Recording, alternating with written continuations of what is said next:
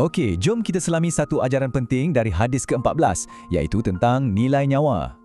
Hadis ni bermula dengan satu prinsip asas. Islam sangat-sangat mementingkan nyawa manusia.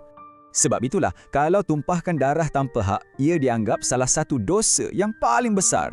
Perbuatan macam ni dipanggil jenayah berat. Memang dilarang keras dalam Islam. Okey, jadi persoalan ni sekarang, macam mana keadilan nak ditegakkan? Hadis ini sebenarnya tunjukkan kita beberapa tiang seri untuk masyarakat yang adil dan stabil.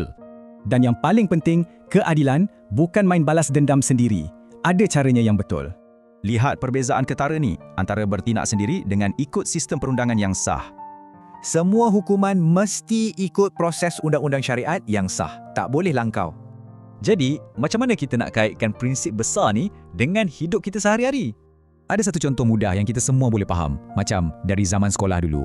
Mesejnya senang je. Jangan cederakan kawan-kawan dan selesaikan masalah cara baik. Nampak tak? Peraturan mudah ni pun dah tunjuk betapa pentingnya keselamatan dan keharmonian.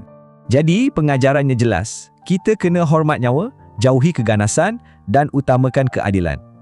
Kesimpulannya, Islam ni agama yang sangat menjunjung tinggi keamanan, keadilan dan keselamatan manusia.